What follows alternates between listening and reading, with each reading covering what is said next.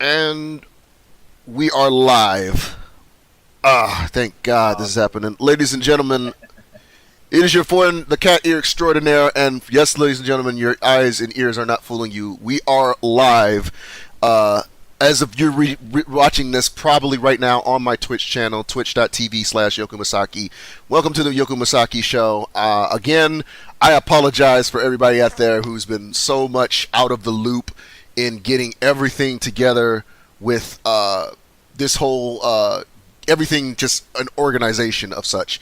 Of course, you know me. I am the cat-eared extraordinaire, and of course, I got my good friend with me, Marc with me, of course, as always. What's up? Yeah, so today is the 11th of April, 2017, and today, me and we decided that we didn't have originally a topic for today's show because, as you probably saw the last episode, me and Marc we're a little bit busy because we're trying to get our schedules and everything together to try to get this done at least once a week. We don't have officially on that if we can get everything set up because on my end, I'm trying to make sure that I get it on the timing right and everything on my schedule right. And then on his end, he's got so many other things to do with it. So there will be time. My car's falling apart. And Yeah. my exhaust is kind of effed up, so Yeah. it's kind of important that I get it done right Yeah. quick because, that's not good when it's pouring into my car. So. Yep. So for those out there who are watching us live, feel free to send your notes on the side of it. I will be watching, of course, on lunch live of it. I will be broadcasting, of course, and everything. Of course, feel free to come along, chat along, discuss while we're talking about a few things during the podcast on that. Of course, for those who are not able to watch us broadcasting live on right here on twitch.tv/Yoku, also make sure to know that we will be having the episode fully completely up on my YouTube channel, youtube.com/Yoku. And if you have not gotten the news from today, we are officially live on iTunes and on Google Play. That's right, we're a real podcast now because we are now on iTunes and Google Play. So you can just Google us, the Yoku Show. We are on there now. It's really exciting. This is even further than when I did with my first podcast, so I'm happy as hell this is happening right now. So. And so now we're fancy now. We're fancy now. We're fancy now because of that. We're still building. Apparently, I can't post on my Facebook to let everybody know that we're live, and it's kind of making me mad. Yeah, this Facebook is being derpy in this case of it. I've already told like this for a couple of weeks. I know it's bad enough that I'm pretty sure most of you guys out there who have seen the new layout on Twitch, we were just dealing with that situation and setting up today for broadcasting now. It's weird enough how they changed it on there now for the whole setup on Twitch, and they didn't even let us know. It's just like they usually notify us, and I follow Twitch on Twitter, and I've not gotten any notification from them because them and Discord I get notifications on. Yeah, I get notifications on both of them, and I'm like, they should have told us if anything, but no, nothing was on that. So. Surprise. Pretty sure. Yeah, I know. It's crazy. So, first off, we have to talk about the elephant in the room about today, if you're watching this live. For those of my fellow Overwatch player friends out there, the new update for Uprising is officially live on all consoles and gamings. So, you know, me and Marc, we're definitely going to be playing that right after this broadcasting. We were just actually discussing the fact that we're playing on two different stations of it. Marc will be playing it. Cry every time. Yeah, Marc will be playing it on PC. I will be playing it on PS4. Remember, people, if you want to play Overwatch with me, just make sure you hit me up on Twitter. I will send you my PSN and we can get some wreckage together.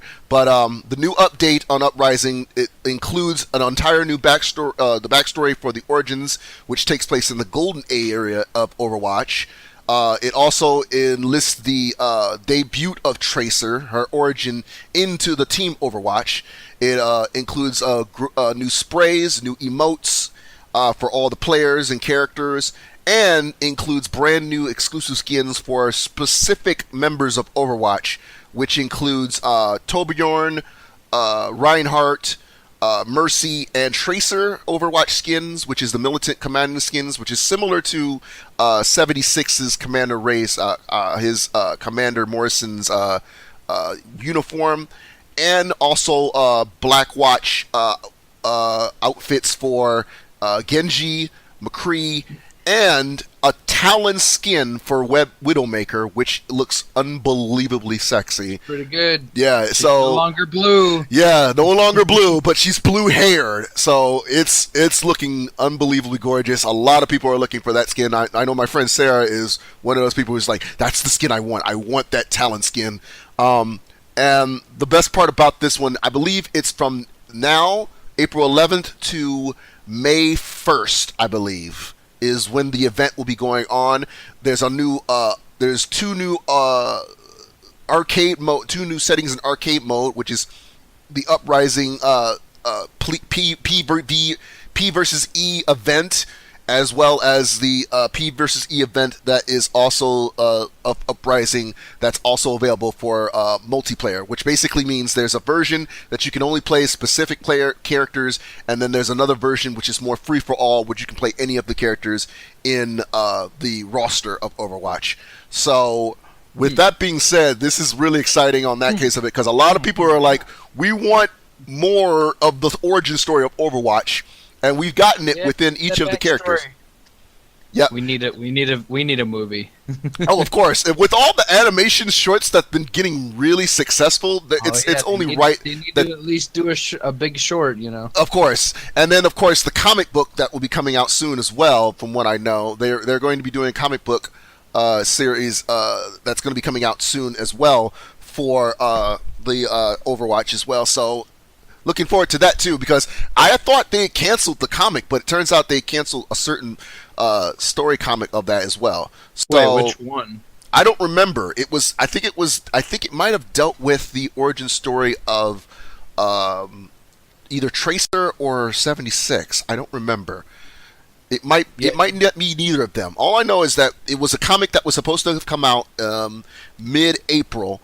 They canceled it months early in advance, and they decided that they're going to they canceled the whole thing, the artwork and everything. They just completely shut it down.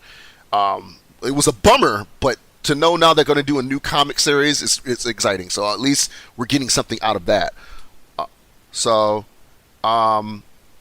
Aside from that, but yeah, we're definitely going to be on board with that later, and it makes it difficult for me because I'm at an indecisive point because Mark, you don't know this, Mark. I'm not a first-person shooter person. It was literally I'm not.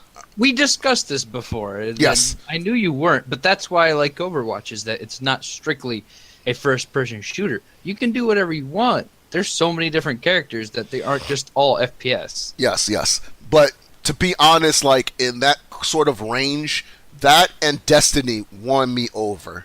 Those are the two games I played the most out of all of the games I own for my PS4. Those are the two I played the most. So, I was excited for Uprising, but for those out there who know, and I've already broadcast this live already on my social media, I pre-ordered for Destiny 2, which I'm excited for. My only problem with that is I'm not finished with the first game. I am still in the goddamn Taken King expansion because it is a bitch to get a goddamn fire team together. It is hard as hell to try to recruit a fire team. I'm still not in a cult yet, and I'm still upgrading my armor. Everything is fine. It's just still have side missions and raids I still have to finish, and I have not even downloaded or purchased the Rise of Iron expansion yet. That's how so out of date I am because I've been so focused with Overwatch. Yeah, no, I don't even have any of that. I haven't played it. No. So the moment one of my friends online sent me that video on YouTube with Side Cade 6 in the bar, I'm just like, I thought they were going to wait until next year. If y'all would have waited till next year to release that, I would have been fine. But no, you're going to release Destiny 2 in September. How dare you, Bungie? How Yeah. dare you? I have not finished Rise of Iron. I have not even started Rise of Iron and finished Taken King, and you dropped this bomb on me. So yeah, as soon as I saw the launch of the commercial, it was the teaser, then they showed the launch of the commercial. The next day, went to a GameStop at my local mall and pre-ordered the damn thing. So I'm set up with the digital deluxe edition, which is basically the main game, the both first and second expansions, and you get a couple digital medal, exclusive weapon, and exclusive badge. And as an added bonus, when you pre-order, because I pre-order at GameStop, yes, I know people, I know y'all have problems with GameStop, so do I, trust me, but sometimes they do have some good exclusives on that. Since I am a member of the Platinum Awards and they are doing a special pre-order, I have the Cage 6 miniature rat super deformed figure, which is literally on my PS4 right now, joining my baby Winston, which I also got for my pre-order of Overwatch years ago. So I didn't get anything shit for my PC fucking pre-order. That's wait, you didn't get that for your pre-order for Overwatch? I thought I got Origins. That's all I got. I didn't get anything from it. Yeah, the Origins edition, the pre-order for the PS4 version of Overwatch on the Origins edition, you get a bigger baby Winston figurine. Oh, baby Winston. Yeah. And you get a digital version of baby Winston for World of Warcraft, I believe, as well. Nice. So, which I haven't played in years, but I do know they also like give you a couple other digital goodies too for their other Blizzard games. Some of them I don't have. I am thinking about playing Heroes of the Storm because everybody's been telling me I should play that. Oh man.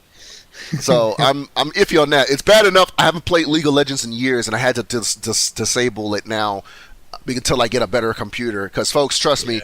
I'm not working with a good computer as of right now, so It's almost falling apart. yeah, it's this thing. It's a Dell. It's a fucking Dell. Trust me, you don't. The words, the rumors, and the word of mouth about Dells are exactly what you think they are. They're shitty computers. They really are. So so I have to deal with that mess of it. But aside from that, like I said, I'm hopefully once I get everything set up, as you can tell on my Twitch, I have been putting in mad work on my streamage, not only for this podcast but also for my game streamings. Which, by the way, side note, I do want to give a special shout out to Catalyst Mints, my sponsor, who will be sponsoring my channel.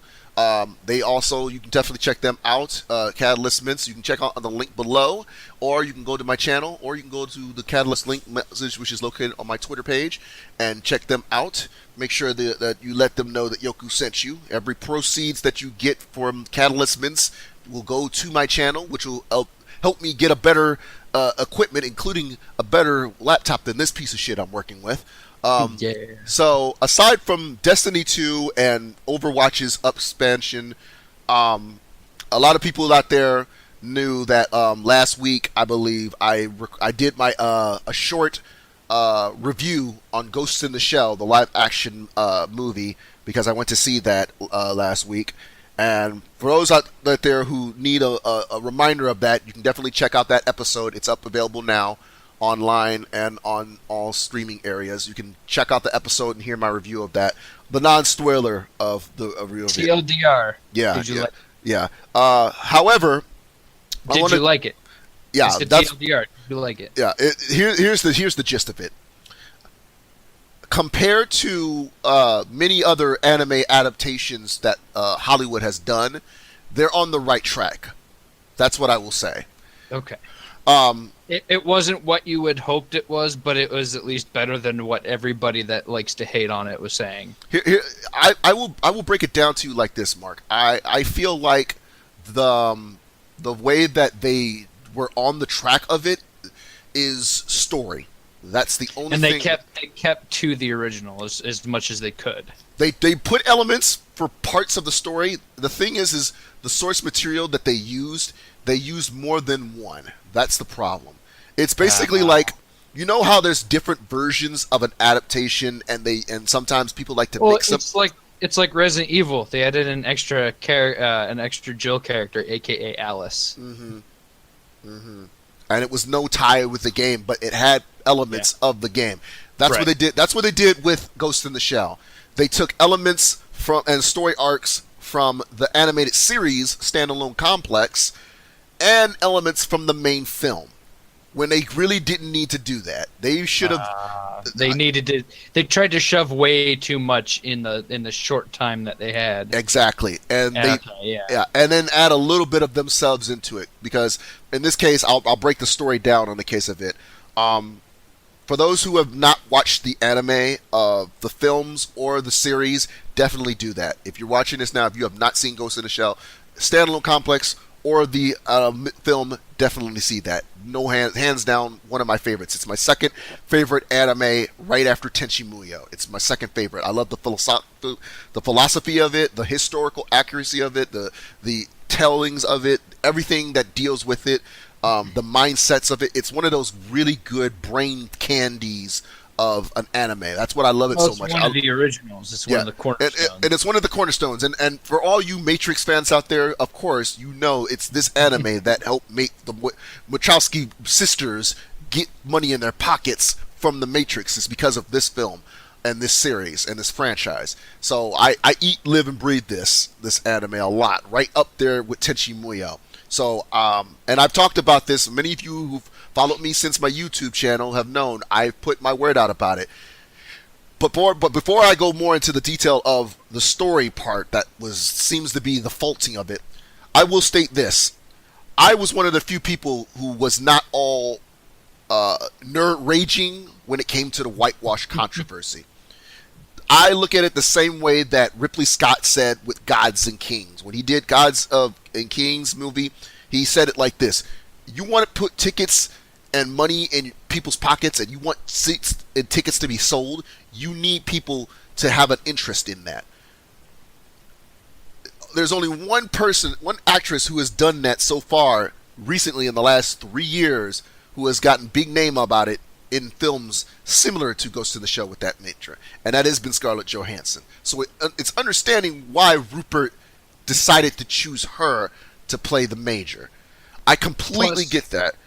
Plus, everybody tends to ignore the fact that the directors and the actual creators of Ghost in the Shell didn't have a problem with it. No. Mamoru Oshii, who directed the animated film, was on set during the filming of the movie. I wouldn't have gone off of his verification, but I would have gone more off of Shinro's verification. But from what I've known, they're okay with it as well. His estate is okay with that as well. But when it came to the casting and the whitewashing in that case of it, when it comes to like for the Major in this perspective of it, the fact that you need to sell tickets. You want to make some money out of that. You have to have somebody. It's got to be at least a little bit popular for Yes. you to actually make money enough to be actually, to and in order to probably do that, continue to make more. and nobody's gonna go see a movie with an unknown face from somebody that only 50% of the population fan base knows. Here's the one actress that many people had stated to mind that would have been a better choice was Rinkichi Kunkichi, I believe her name is, who was in Pacific Rim. She was the actress a lot of fans stated would have been a better choice to play Mokotoko. 50% of the people who have even seen that movie don't even know who the hell she is. I'm sorry. I've told people before, Chiaki Koriyama, I believe her name is, was my choice. Do you know who she is? No. Okay. Are you familiar with the movie Kill Bill? Yeah. Do you remember that schoolgirl in Yeah. Kill Bill? Oh, yeah. No, I know her. Go. That is who I chose. See? You're a perfect example of that, Mark. You didn't know who she was until I mentioned the movie and the character she played. That is the same thing. I don't know name, but I'm bad with names. Well, man. yeah. I mean, it's understanding. It's okay, Mark. It's okay. Everybody, some people are like that. It's the same. It's the same analogy when it comes to Rinkichi. Her and Chiaki both, I think, would have been perfect playing Major. But barely people know who they are. They know them for the characters, not their names. I know Rinkichi Kunkichi because of a film that came out years ago called Babel. And I believe it's the guy who directed Traffic or Crash. It was one of those two movies. And it was about a group of people. It was several stories. I believe Brad Pitt and Claire Danes were both in the film as well. But Rikishi is in the movie as well. One of her most popular scenes in the movie was about was a scene where she's in Japan in her hotel and she's out in the balcony butt naked, and it was she plays a schoolgirl who's dealing with being bullied and such. It was one of my favorite movies that she was in. It was my introduction to her. Not a lot of people knew she was in that movie. Everyone knows her because of Pacific Rim. Mm-hmm. If you know, I still haven't seen it, unfortunately. you should definitely see it. That's a good movie. There's so many. I know. Even though it's going to be entirely new cast that's going to be in this movie in some cases of it, I'm still hoping that it still lives up to hype. But when it comes to the casting on that, I understand the Asian cinematic side are upset about that. They have every right to be because they're trying to look out for each other. But when it comes to the American fan base who were upset about it with the whitewashing, I'm sorry. The one person who stated the most about it, like I said, there was two people who I can validate said the same thing that I'm saying right now when it comes to that. And that is Philip DeFranco and a YouTuber known as the Anime Man. I'm pretty sure everyone knows who he is. This Australian anime fan who's a very well-known YouTuber in the cosplaying and the gaming community. And both of them have stated the same thing. You have to understand on the fact that tickets need to be sold. Nobody's going to go buy a ticket for an actress that barely people even know. You need a name that's familiar. You need somebody who's got a right name of themselves. People not know. Not only that, but like people tend to get upset and freaked out and pissed for people. And it's just like, well, what is the person that, this whole is about says about it? Like the creator, he doesn't care. I mean, hell, even in the anime, the original movie, she is not Asian necessarily. No. They even say it. No, because her origins are unknown, even in Standalone Complex, and that's why, and that's the other thing more too. More of an android than anything. Yes, her name Motoko Kurosagi might not even be her original name. The origin story, which is explained in Standalone Complex, you don't really know where she came from before she became Major Motoko. So her origins could have came from any country. So the fact that she's cybernetic again, it's a moot point. There is no race when you're android. Exactly. That's why I'm like, I didn't care much about the whitewashing thing. I really didn't. That part of it, a lot of people made a big hiss fit about it, but it's like, guess what? Like, her character, literally, if they watched it, her character is not Asian. No, it's not. It's only because the fact that they're familiar with the character in the show from watching it on the show and her name on the show, they figure that the Asian in the case of it. And then that's where the true fans look at it and be like, now wait a minute, look at break down the details, actually watch it, actually know about it, and be like, hey, the creator doesn't care about that because of this. No. And I think a lot of people like to jump the gun and be like, oh, why is Hollywood and blah blah blah. It's like, well, here's the other problem is that there are a lot of people that don't know how much and how much money goes into a lot of actor and actress procurement. Yeah. Like, if you've actually ever worked in it, and I had a chance to do that a little bit, about 3 years ago, 2 years ago now. Yeah, 2 years ago. Yeah, actually this month. But 2 years ago, I got to work on it, and there's a lot of money that goes towards it and a lot of budgeting that has to be put into it. And if they spend all that on the effects, it's not only just the money, but there's also the scheduling conflicts because the people that they wanted might not have been able to actually get the chance to be in there because they had something else that they wanted to do more, or they were already under contract. Mm-hmm. So there's a lot of things that go on behind the scenes that people aren't necessarily aware of, and then they bitch about it and they don't know it. Yeah, and then following off of what you're saying too, a lot of people from the production company, DreamWorks and Paramount Pictures, who are both the big breadwinners out of this production, have a say in this as well. They also have a say in this, so they may had something to do with the casting in the case of it. They're like, well, we want to market it with this movie because of this actress in the thing. And, the producers and ultimately the people who are the masterminds behind it, they're going to want to spin it or put it towards a certain demographic. Exactly. And they want it to reach a certain place. And sadly, and I hate it, but it's a necessary evil, is that it's going to go with what's going to be the most profitable. Yes. Exactly. And Ah, that's how it's going to be. Is that it's like in Japan. Think about it. Over in Asia, wherever they, how many movies do you think they're going to have a lot of American actors and actresses and have it be popular? It's exactly. not going to be that popular. No, And it sucks and it's sad, but that's the way it is. indeed. This is like I said, that part of the numbers when it comes to that situation of it, and I'm glad you got some say of it from your own research as well. That makes sense. In my case of it, I like I said, I look at the factors of the case of, you have to look at the fact of the company, the money that's going into it, the fact of the person who's directing it, the producers, the executives on this, they all have a say in this other than just not just the fans' input. Like in some cases, like that's what made some adaptations turn out bad, even though they don't listen. And the worst thing is when it comes to the fact of the fans don't get a say much of it, and it's less the fans, but it's more of the outreach of it. Like I said, I understand on some cases. There's some movies that they completely like ignore in a case of it, and it turned out for the worst. Case in point, the Gem the Holograms is a perfect example of that.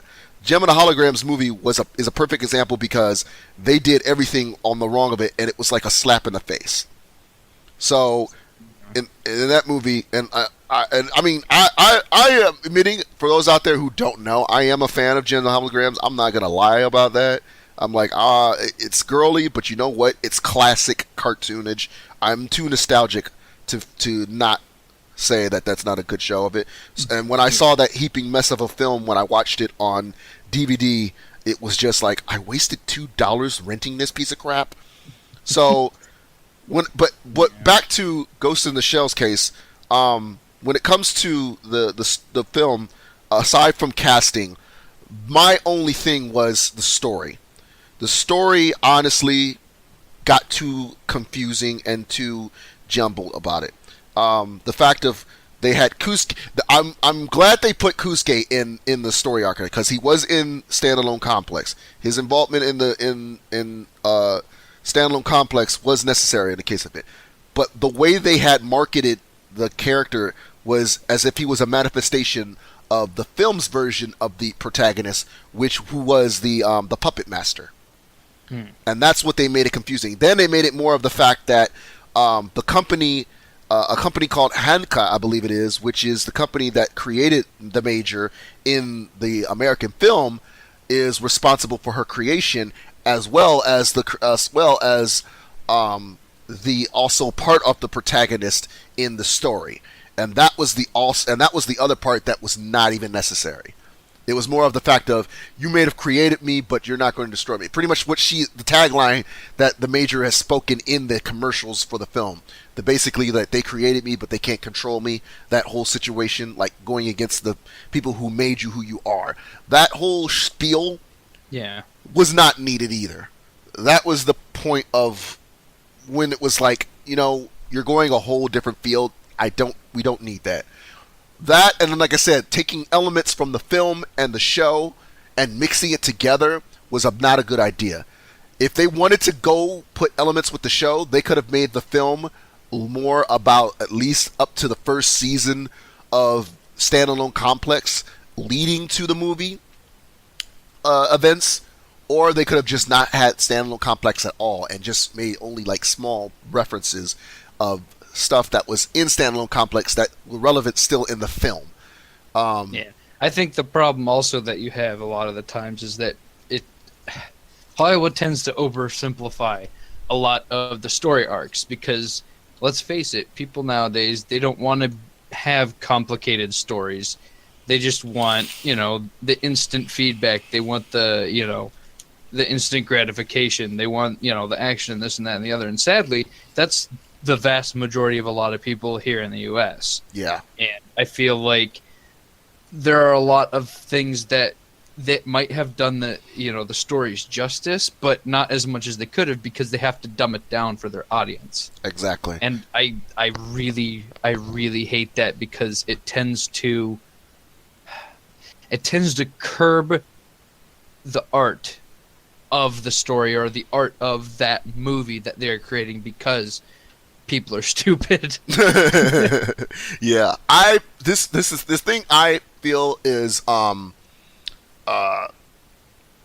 I understand that there are people out there. Another factor. This is another factor in the case of it. A lot of people are saying, "Well, what about the fact that not many people who have seen the movie or the anime series, Yeah, watching the film?" Exactly. You have to. And that makes sense. I can understand that. But they make it too broad though. That's Too the problem, broad. is that they make their try and catch all too big for the niche. And it's like, no, see, this is the problem, is that the people that love the movie, that are, true to the old movie and, Standalone Complex and the whole nine, they will watch it multiple times. I can't tell you how many of my friends be like, I've seen this movie 8 times in theaters before it goes out. Mm-hmm. Like, that is literally guaranteed money.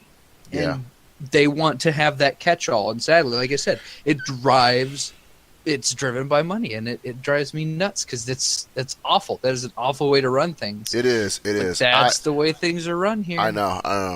It's disappointing in some cases about it. I'm like, if this is the type of material that we're going to go out there for the mass money of it, and less on that in the case of Honor, because I'll give them credit. Because like I said, here's the thing. I will say some good, despite the story, despite the whitewashing controversy on that. Yeah. There are some elements that make this good. First off, right, and I have to give a lot of the studios credit that actually makes that effort to be true to the true fans and to the true story arcs. Okay, yeah. I mean, I agree with you on that, because like they do have elements other than the stuff that they show on commercials and on television that stays true. That was true honor of the films and the anime. I will state that it was beautiful seeing that, and then the visuals. I will not lie. Compared to everything else, the visuals were stunning.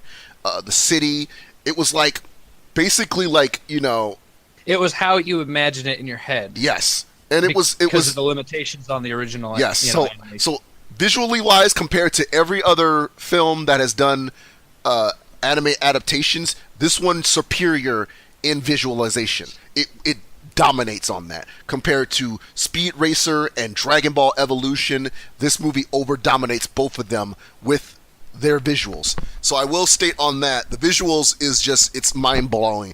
And that's what I said. That's why I still will give this film somewhat a pass, because they're on the right track.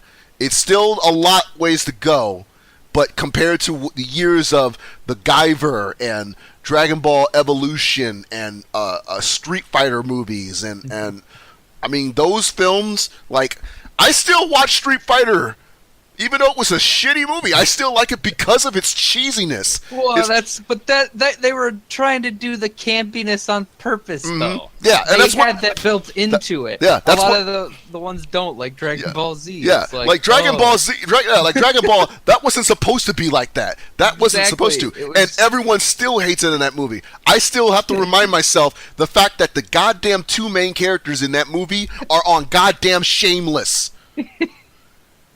They play lovers on Shameless. I'm like, so basically Goku and Bulma are actually having sex on Shameless?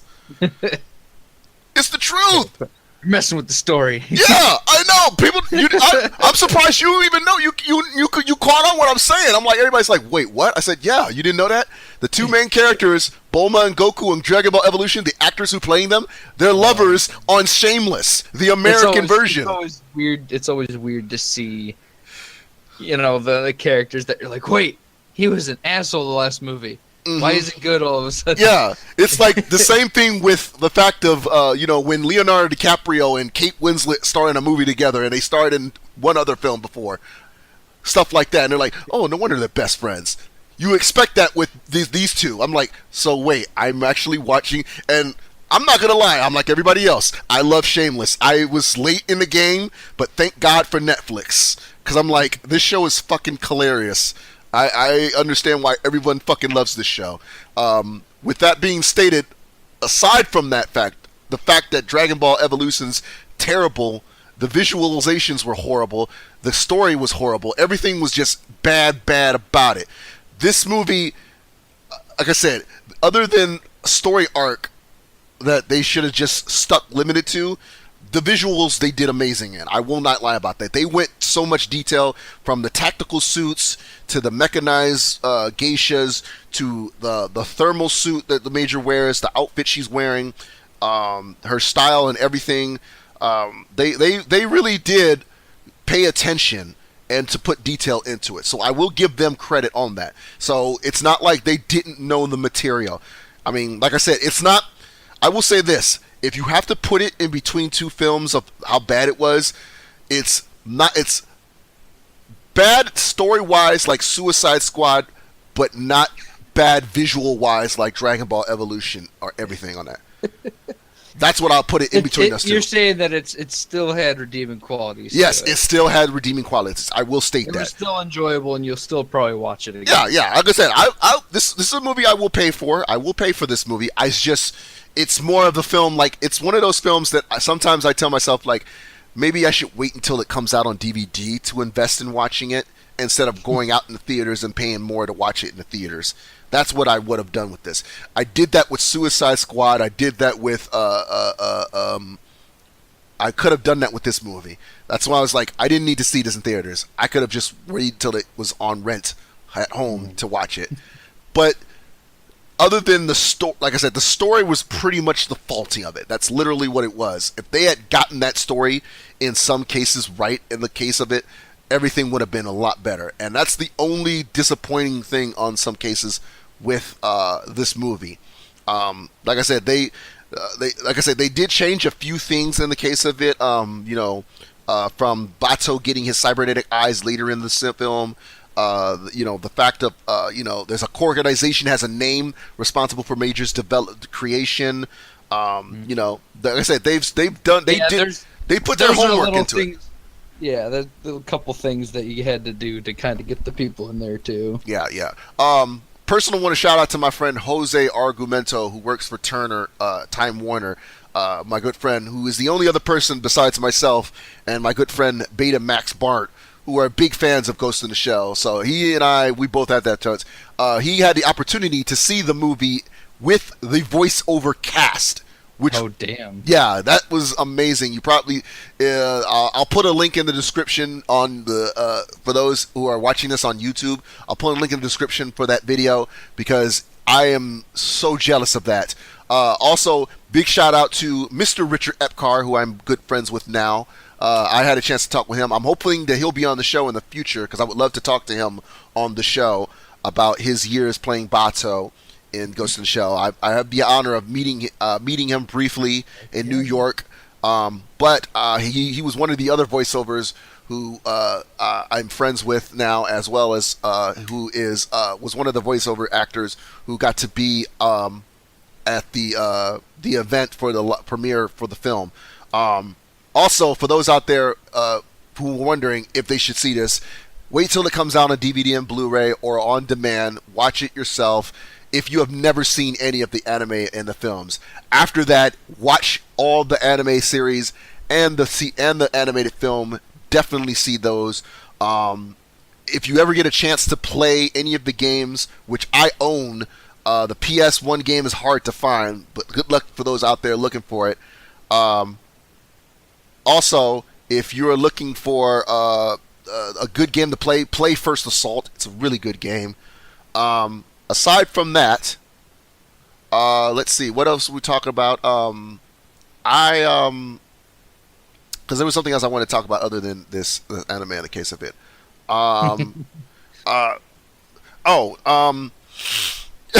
Sorry, I'm in a moment now. I'm like, my phone is going crazy and everything in the case of it because I'm talking of a potential future guest on my show and such of it.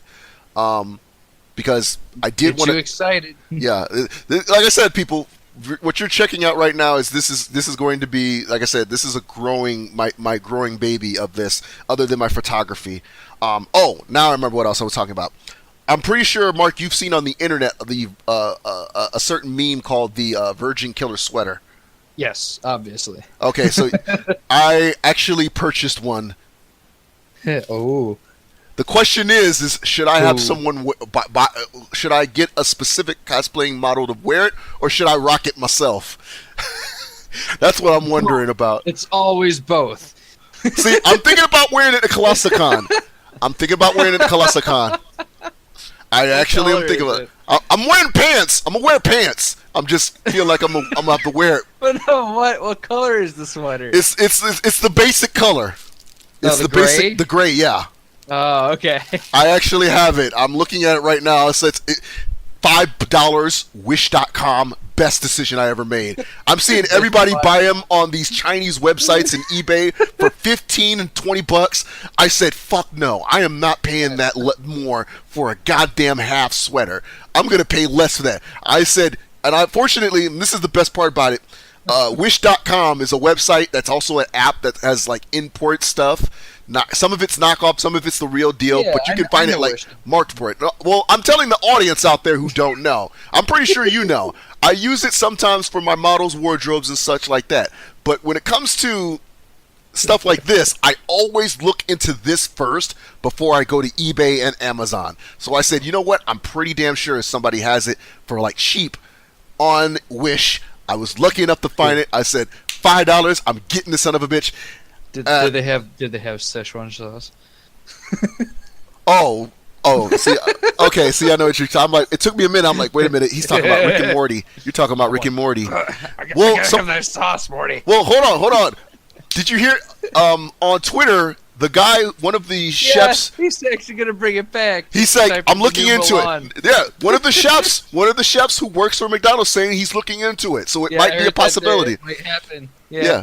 And let's not you do know there is a possibility that since Disney is doing this live action movie thing, there will be a Mulan live action movie. Perfect crossover itself. So if the craziest fucking coincidences I've ever seen. Yeah, the fact that Disney might be coming out with a Mulan live action movie and the Szechuan sauce in that case of it, that's perfect promotion. Because that's when it came out, right? Right when Mulan was promoted. So perfect timing on that. But yeah, the guy, one of the chefs at McDonald's test kitchen says he's looking into it because everybody's been saying it since then. There are people who are putting out recipes of their own. Somebody sold. A couple of my friends shared me a couple. I don't have the time to try it, but it sounds good. Did you see the one guy online who actually sold one of the actual packets on eBay for $500? Yeah, I did. People are so dumb. How are you buying a $500 pack of Szechuan sauce that was like 10 years? They have more money than sense. I wish I had that much money. But it's a packet that's 10 years old. Why would you have that thing? Why would you sell it for that? That's like me trying to sell. That's just as crazy as the people are hoarders. Yeah, that's just as crazy as earlier at the time before they brought it back when people were buying for like $1,000 bottles and cans of old Crystal Pepsi. Oh yeah, I remember. That was just freaking ridiculous. And then fortunately they brought it back. I'm like, oh, thank God they did it. They were doing the same thing with Surge Soda before they brought it back. I'm like, seriously, you're buying perishable food. Just wait a couple months. They'll bring it back. Don't worry. It gets popular enough. Oh yeah. Thanks to Rick and Morty, yeah, that's perfectly happened. But when it came to the Virgin Killer Sweater, what really made me decide to is, and I would suggest everybody to do this too. A lot of people know, I think 2 weeks ago, Jessica Negri went on to Rooster Teeth down in Texas and was on a whole week during the Rooster Teeth podcasting. She was on the podcast, she was on Fan Service podcast, which is Rooster Teeth's anime podcast, and she was on Always Open, which is another podcast from Rooster Teeth's Barbara Dunkelman. But the whole week, she had been talking about the damn Virgin Killer Sweaters. She had 3 of the members from the Rooster Teeth Fan Service podcast wear the Virgin Killer Sweater. Smiles Luna, you son of a bitch. I can't believe you actually wore that thing. But yeah, she had them wear it. And of course, Jessica did a shoot with Meg Turney wearing both of the Virgin Killer Sweaters, as well as her and Ryan both wearing a Virgin Killer Sweater as well. So ever since she's been pushing this out, I stated to myself, you know what? Screw it. I'm just going to buy one. And I just said, you know what? I'm going to buy one, but I don't know if either I'm going to wear it or I'm going to have another model cosplay wear it. So there's a possibility there may be two people wearing this thing. But and I've seen so many Reddit, and since I've joined Reddit recently, I've decided to get on Reddit more. I've been seeing more and more people posting about this damn sweater. So I'm just like, you know what? It's not gonna let me go away. I'm gonna have to do it. So so like that, I bought this thing for $5. I am not ashamed of buying this damn thing for $5. It's just I need to figure out if I should either wear it, and if I wear it and Jessica Negri is there at Colossicon and I wear it there, I know damn well she's gonna notice it. I know it for sure, because she's just like, yeah, I know. That's why I'm like, I think I need to wear it because Jessica has been so upped about it, and I'm like, you know what? I think I need to wear it. I really do. I'm gonna let that stool for a minute for people out there. But if y'all want me to wear it, let me know out there in the audience who's watching live now. If y'all want me to wear it, let me know on Twitter or Facebook if y'all want I should wear it. I'm thinking really about wearing it probably just one time, and it's probably going to be at Colossicon. Aside from that, like I said, I'll probably have it for other models to wear if they want to do something on their own with a shooting of it. But yeah, I got it as a joke on myself of it because I'm like, you know what? I'm going to get this because I know it's not that hard to get this damn thing. But I am not even regretting a moment of buying this damn thing because I'm just like, you know what? Because I said, after I saw her on the podcast doing it, I was like, I have to get it now because I can't get it out of my damn head. I can't. And it's hilarious. It's just so fucking hilarious. It still shocks me every time I wake up and I see this damn package. I'm like, how the hell did I just think of myself buying this thing? And my mother doesn't know what it is, and I'm scared to tell her about it. I'm like, I don't want to, because she doesn't understand the internet in some cases. It took my mother years to learn how to text on her phone before I had to teach her. So she's tech prone less on that. Right now, she's addicted to makeup tutorials on YouTube. That's her thing now. So it's like ridiculous. But yeah, it was at a point where I said to myself, like, I need to get it. I can't. I have to. This is just driving me insane. I'm seeing everybody wearing these. I'm seeing most of my cosplaying friends wearing these. And then I'm seeing a few people wearing them as jokes. And then the way Ryan wore his, I'm just like, wore it too. And I was like, Jesus, Ryan, you wear better than... How is it you wear better than Jessica? How is it you wear better than her? Seriously. And then, like I said, when I saw, like, 3 of the guys, the Rooster Teeth fan service podcast wearing it, I was just like, how are they wearing it so damn good? Jesus. So, well, I mean, photographer, you know how to model it. So, of course, I have modeling experience. I had a year of modeling experience. I tell that all the time.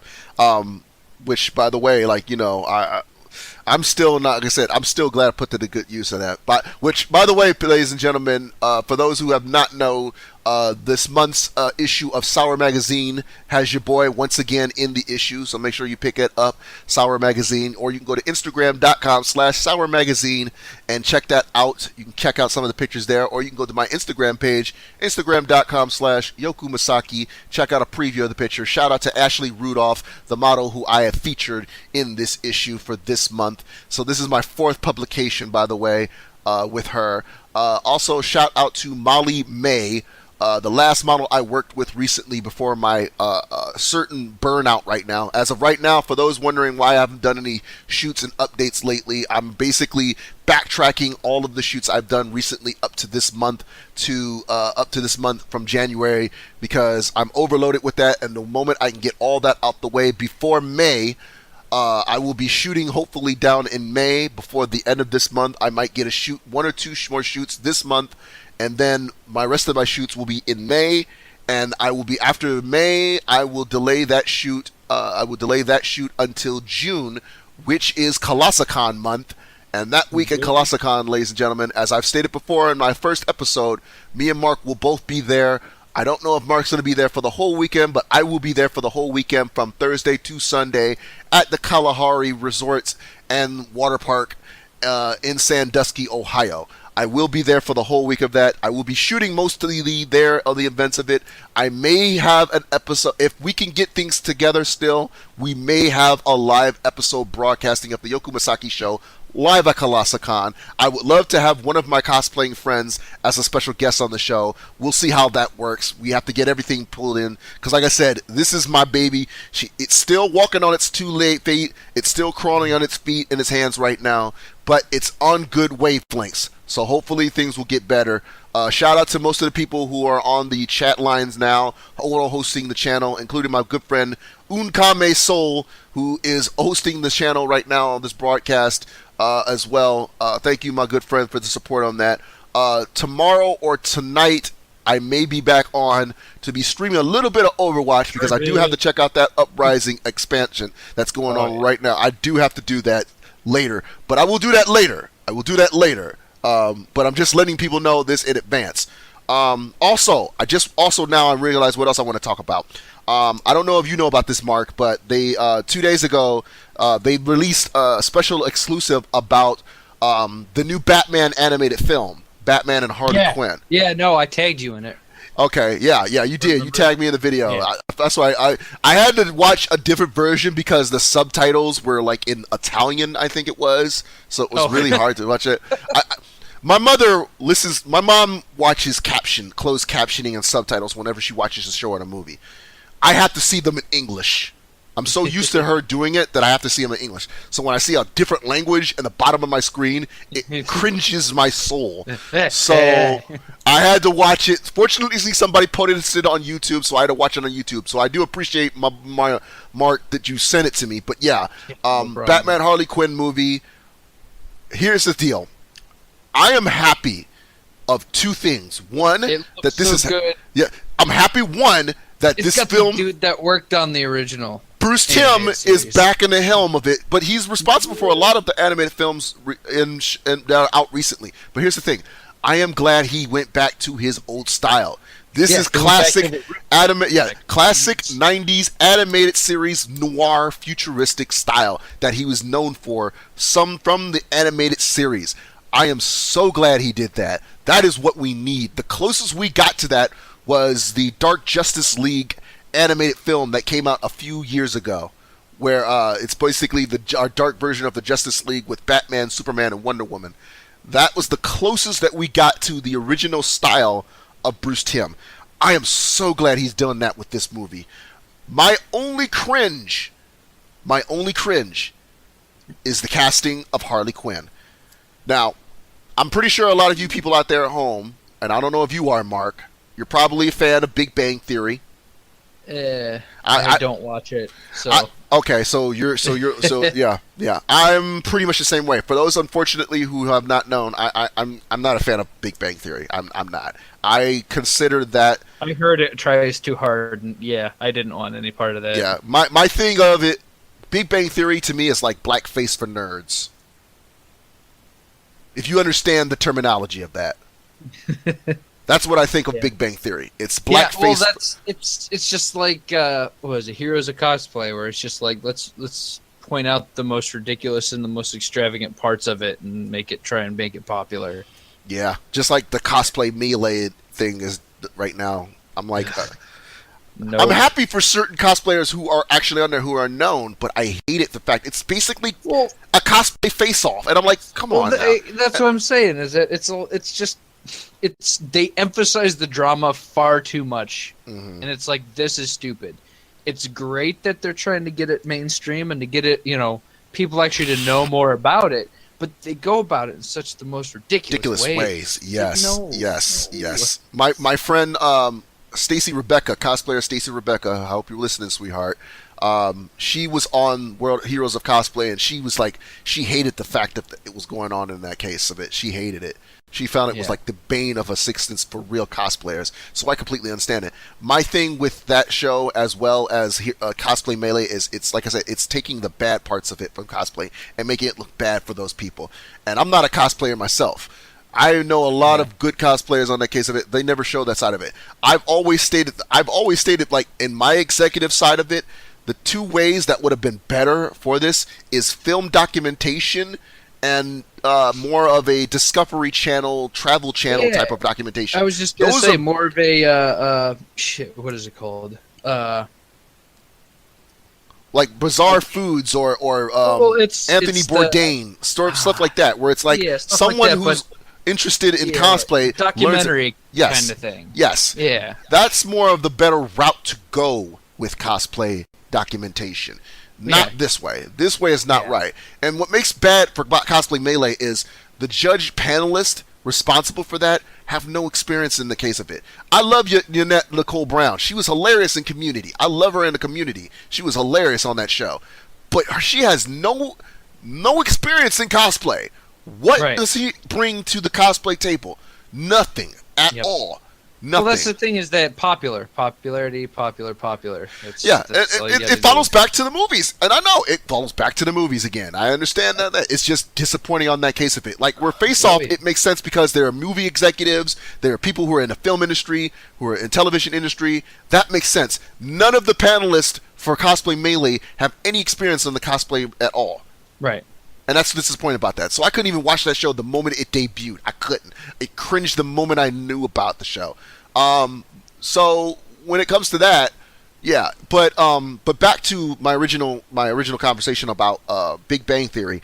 That's what I feel about Big Bang Theory. It made me cringe the whole time of it. My mother loves the show, but it makes me cringe because I'm like, it's like making satire of a culture I was grown to know for years.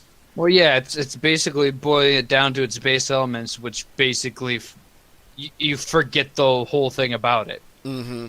And I'm like, that's the problem. Yeah, and I understand they're trying to go to sometimes a certain angle of, somebody from the outside world is not into stuff that we're into. I get that whole thing with like, Kaylee Kuko's character in this and everything. Yeah. I get that.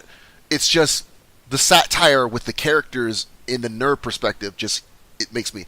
So yeah, it tries too hard, and then, like I said, it tries to make light of it, and it boils down too much, and like I said, it loses what it means to actually be what it's trying to be. Yeah, but when it comes to when it comes to the casting in the new movie, Melissa Ranch, I believe her name is the actress who is on Big Bang Theory. Who portrays Harley Quinn. I watched a clip from one of the episodes that was shown on Big Bang Theory, and I understood why they went with her in some case of it, but it just doesn't seem right. Because with her voice acting, she actually seems to be very, very similar to how the old Harley was. Yeah, but see, here's the thing, and this is the same thing I said about the Powerpuff Girls reboot that was shitty. What was wrong with asking Tara? Yeah. That's what I'm saying. What was wrong? She might be busy. She might be under contract for something else. Well, I mean, she was able to put her input in for the Killing Joke film. I don't understand. How long was that? Yeah, that's what I said. I'm like, that's my thing. I'm like, it was the same thing with Powerpuff Girls. All the actresses who played the original characters said we had nothing planned. We had no problem if we would have came in. What was wrong with it? And Cartoon Network was just like, we just wanted to go a different, fresher take. And I'm like, but the cast is saying they had no problem to be a part of it. Yeah. The same can apply when it comes to that. Like I said, that people, I hate it when companies and people try and use that whole, I want to do it in a different direction. A fresh new take of it. Justify their crap. Yeah, yeah. Fresh take things, yeah. Terrible. I know, I get you. If anything, that's the only thing I can guess that's the reason why they did. Even though they have the original actor who played Robin in the animated series returning as Nightwing, and Kevin Conroy is back as Batman. I mean, yeah. that whole stigma. I'm like, the trio would have been complete with Tara. I mean, I understand. Like I said, I understand Arlene Sorkin retiring from acting. That makes complete logical sense. But Tara was right after her. They could have got Tara. And that's my only disappointment.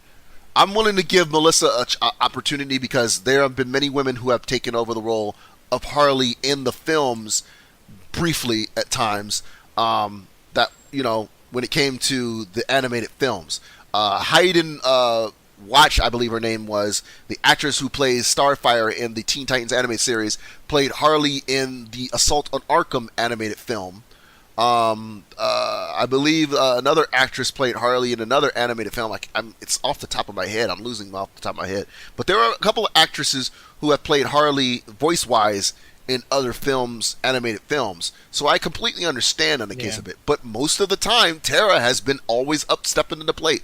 But I'm willing to give this girl a chance because of the fact that, like I said, I guess they wanted to do something a little bit darker in the case of it, because from what they've stated in the promotion for the video, they don't want, even though the style is accurate to the classic animated film series, they don't want you to still think it's still going to associate a lot more from the animated series. They want, it's a lot more darker. They're stating on that. Yeah, So they want to actually make. That's where they need to make the whole new direction. yeah, and that's why I'm like, I'm willing to still give it a shot if it comes to that, because like I said, it's classic Bruce Timm style, classic Bruce Timm look, and it gives still that nostalgic feel, but something bring fresh to the table, and I'm willing to accept that a little bit on some end of it. I mean, I'm happy Kevin's back as Batman. I mean, I have nothing against Sean O'Hara, who's been playing Batman recently, along with Bruce Greenwood, I believe it is, who also played Batman for a while. Neither of those guys I don't have a problem with, in some cases, playing Batman, because there's always going to have another person playing Batman in one of the films and such. But Yeah. Kevin has been the ideal of Batman, so Oh, it's good. yeah, So that's- to hear him again in this film is just, it's great, and I'm loving the fact that he still loves to be associated with this character. I think it was because when he did Gotham Knight, which is the animated film that was done by Japanese directors, that was promoting the Dark Knight movie. In the commentary, he had stated to the producers that he was helping some victims of 9/11, and when they found out, when some of the people, the families found out that who he was, he played Batman. He said there was like a surgence of light.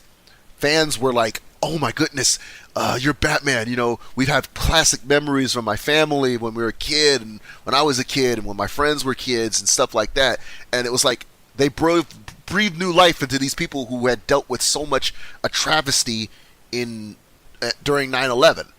And to see that happen with them, I think it was a resurgence that he needed. And it's like, you know what? I could play this character forever and not complain about it. And I think that's what it is with Kevin. And that's why I'm like, thank God for people like him. If anything, guys, if you ever get a chance to listen to like his story, Fat Man on Batman, Kevin Smith's podcast with Kevin Kevin guest starring on it, is the perfect episode to listen to. If it wasn't for Kevin Smith, I wouldn't be having this podcast I'm having right now. But that podcast episode is my favorite of all of them, right next to the Mark Hamill one, because you get to hear Mark Hamill, who plays the Joker, and Luke Skywalker geek out about comic books like everybody else. So I'm just like, holy crap, it's so good. So if anything, people, make sure you check that out. But I'm just, not trying to side plug with Mr. Smith there, but just, this that's one of my favorite podcasts that inspired my podcast. But then again, I've said this before, people, there are so many people who are in podcasting that has inspired me, aside from Kevin Smith, Greg Miller, Game Over Greggy and Kind of Funny, Chris Hardwick and Nerdist. The list can go on and on. But we're not here on that case of it. But when it comes to this animated film, I'm hoping that it will still have some resurgence of justice like the classic animated series, even if it goes a little bit darker than usual.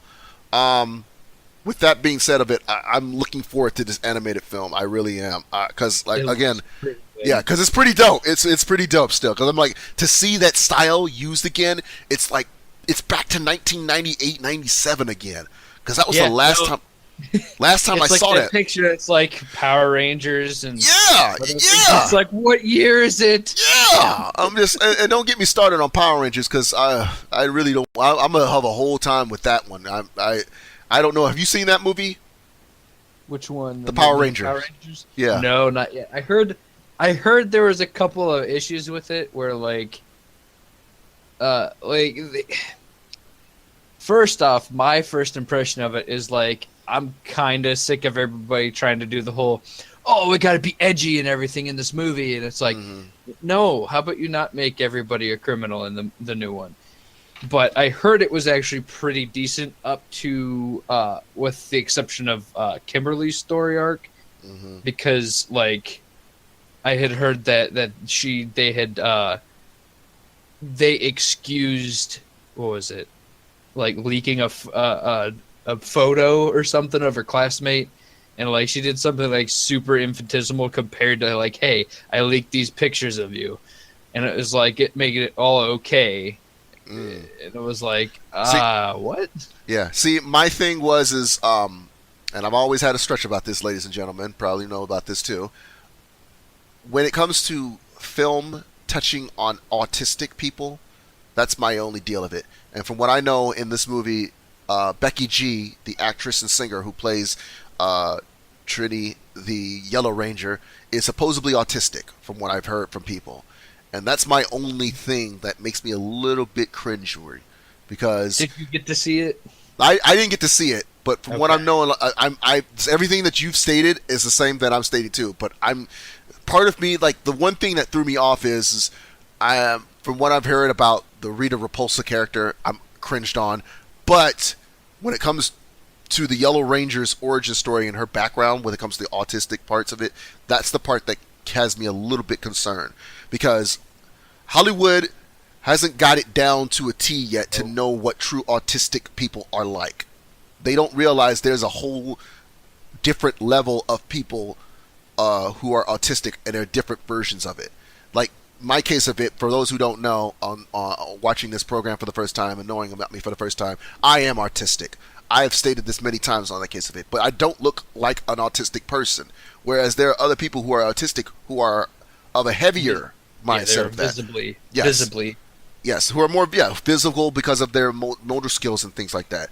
And again, so it's hard to get that balance in film and television when when it comes to portraying somebody on that case of it. But most of the time, they either go for a whole left or a whole right.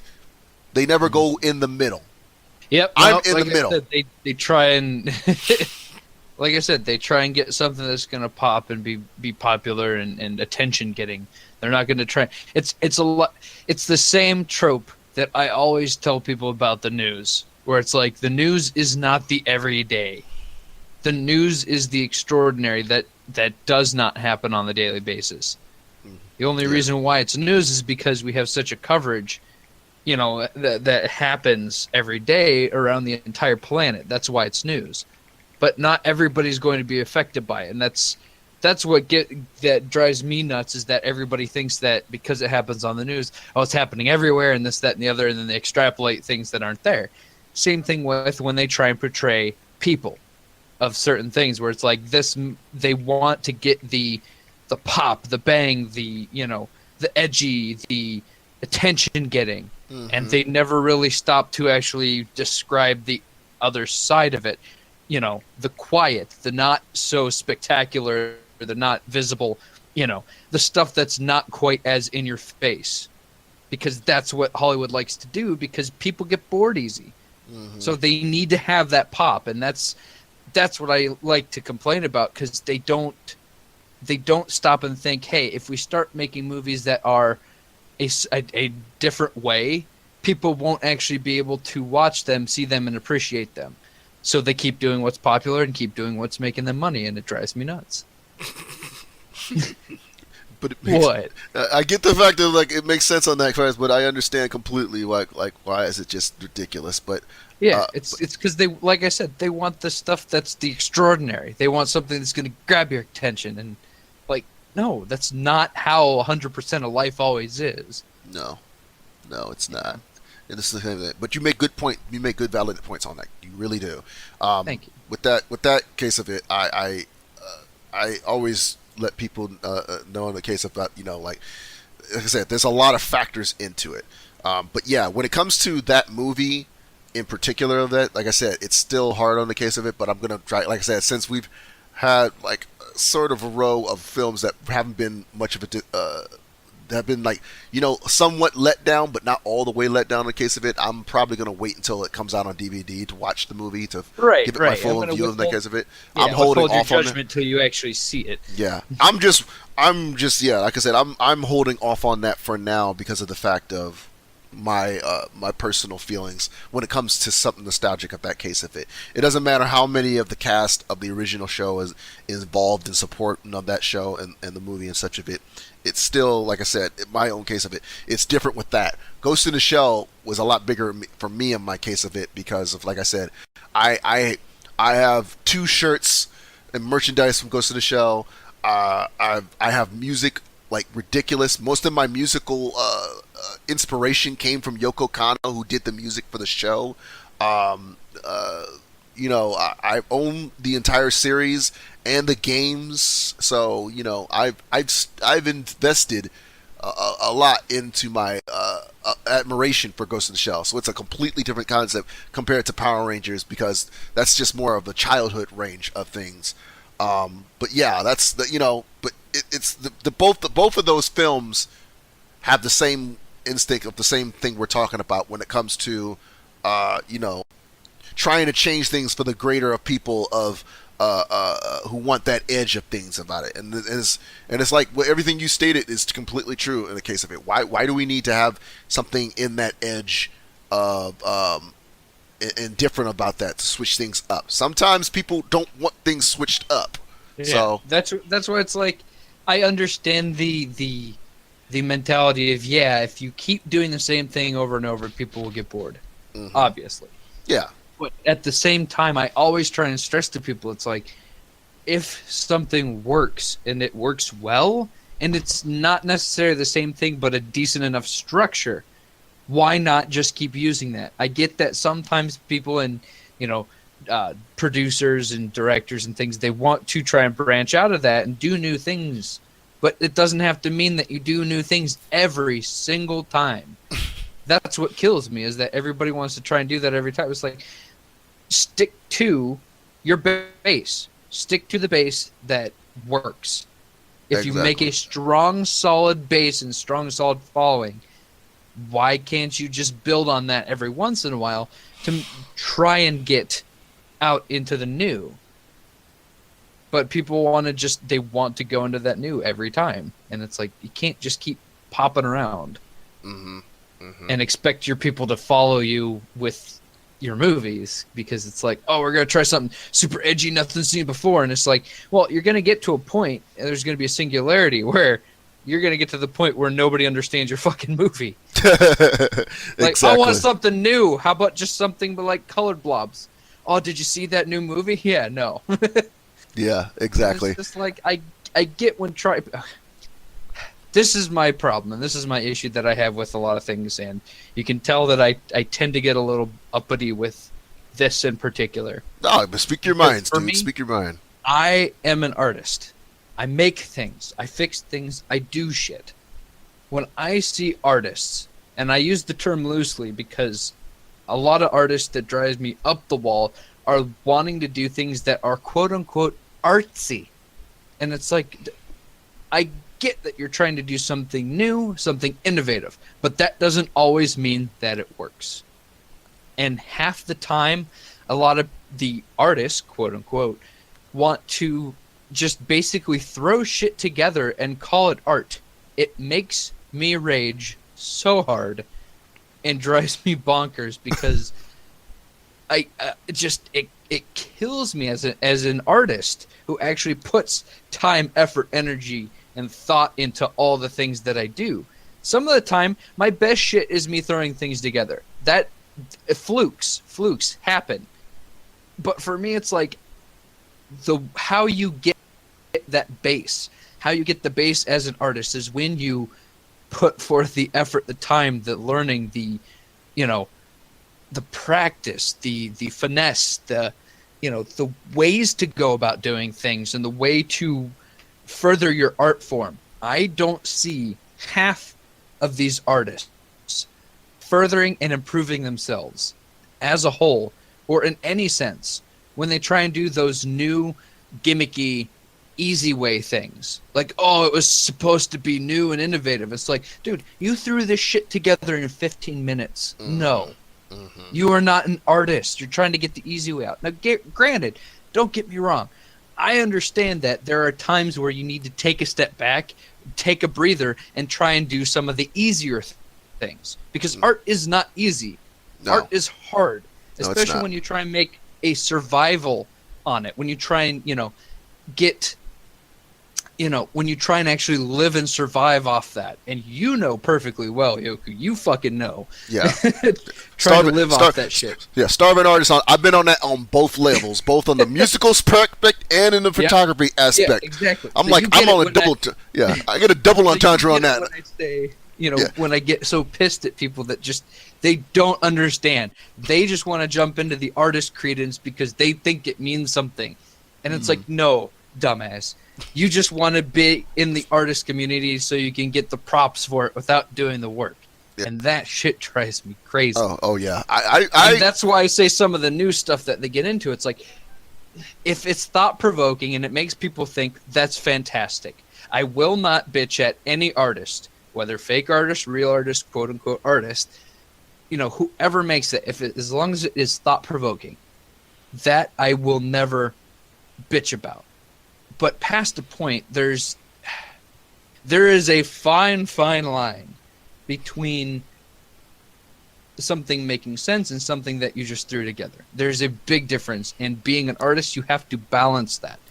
And I don't see a lot of people doing that because they, like I said, they just want to get the title as artist because they think that, oh, well, I'm so much better in this, that, and the other. And it's like, no, that's not how a true artist thinks. Stop it. No. Stop. Smack. No, but I mean, no, I completely agree with you because it's the same way. Because what I was trying to say is it's the same way how I feel about certain concepts that photographers and musicians do. Whenever I try to do something new and fresh in the case of it, I do it to a case of not over damaging of it, but to the point of if I'm going to do something new and fresh in the case of it, I'm going to do something that's going to help on my case of it. That's not going to make it look worse for me. Exactly. And that's what people try and excuse that, and that's what pisses me off. Yeah, and that's what and people use that as excuse because Right. perfect example of this. I've stated this many times. I know you said this to you. I said this to you, but I have not said this to a lot of people. People have asked me many times to do pinup shoots. I don't like doing pinup shoots.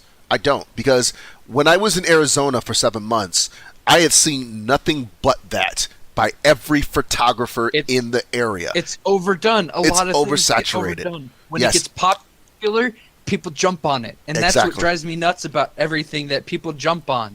And it's like, no, as artists and as movie creators and everything, we need to stop jumping on the fucking bandwagons. Make something that is unique. Yes. Stop remaking the same goddamn film 80 times. Yes. It will not make it better unless you come at it from a new angle. Yes. And so far, almost every single remake that I have seen in the movie realm is the exact same angle. Mm-hmm. Like, I get if you need to make the story similar the same, like take the Hulk. Like, how many times are you going to tell his story the same way? Which is why there's not going to be another Hulk movie because we're overtired of it. It's ruined the Hulk films in that case to the point now we have to get Hulk in other movies because we're getting oversaturated with it. The first one didn't do well on that. Second one was messed up on that case of it. Nobody wants a third one on that. Probably the best one they did, but even then it was mediocre because it was the same damn thing. Yes, I get you. I know, and it's the same way. I'm like, I completely agree with you on that case of it when it came to that. When it comes to in that example, when it comes to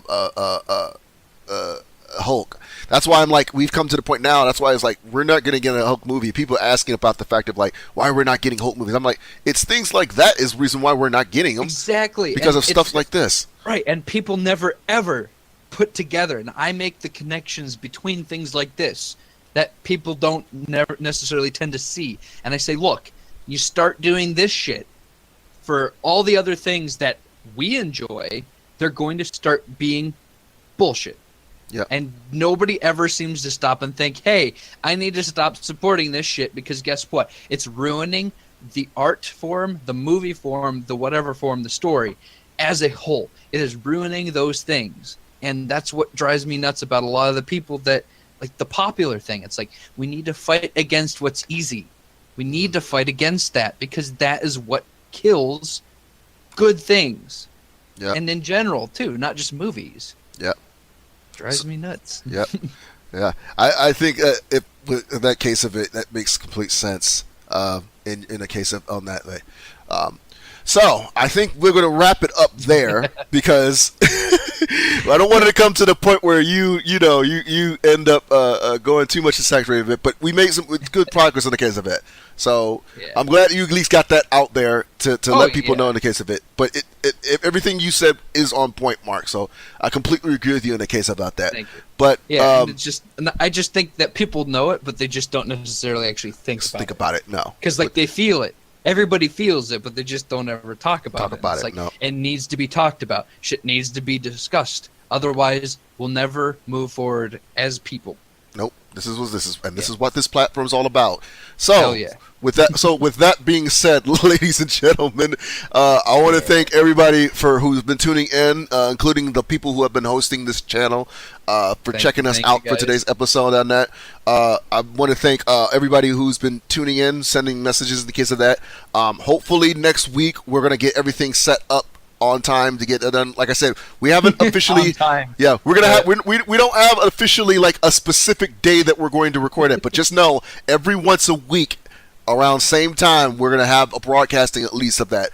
We're gonna have another broadcasting hopefully next week with that. And like I said, once I can get things prepared for the end of guest appearances, I will definitely be having some guests, because like I said, there are a few people who have been guesting on there that I can't say who's going to be our first guest on the show, but you will know soon. And like I said, know that there will be times Mark won't be available on the show with me, but you'll still get to hear me, but you'll also get to hear me along with other guests. In some cases, there may be times me and Mark will be together with another guest. So as long as you guys keep tuning in, like I said, we are available on iTunes and on Google Play.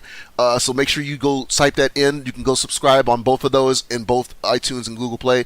Check out the previous episodes as we upload them.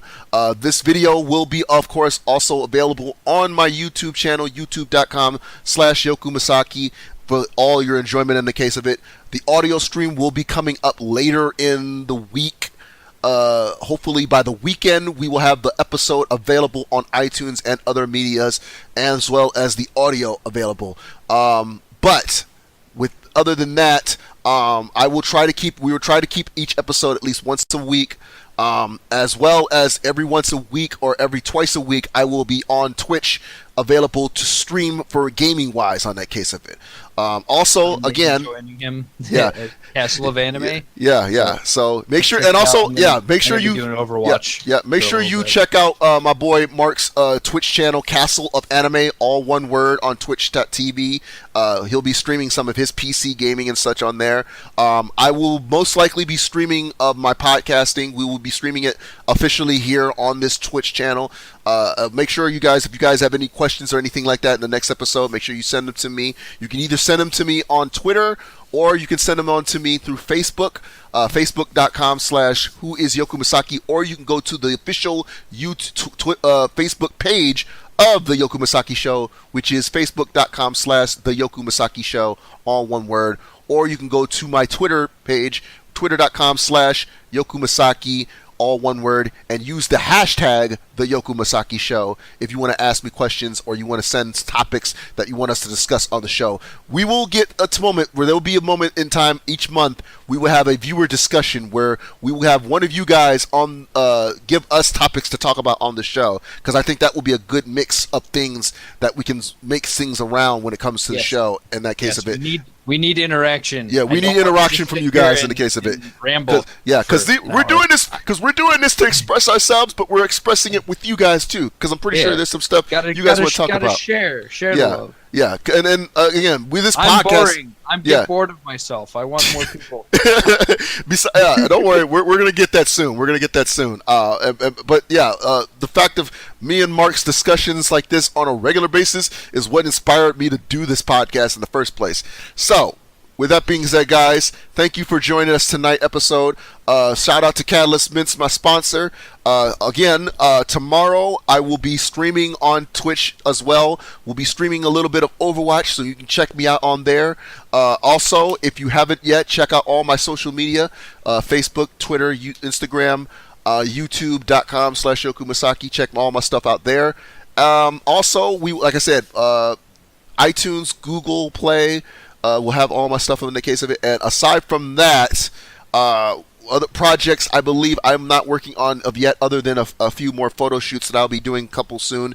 JiraiMedia.com. Make sure you go there, check out my photography and everything else like that. So we're gonna end this show on a good note with that, because I'm gonna let my friend Mark get his stuff ready for his car soon, and on my end I gotta help with Mama Masaki with some errands.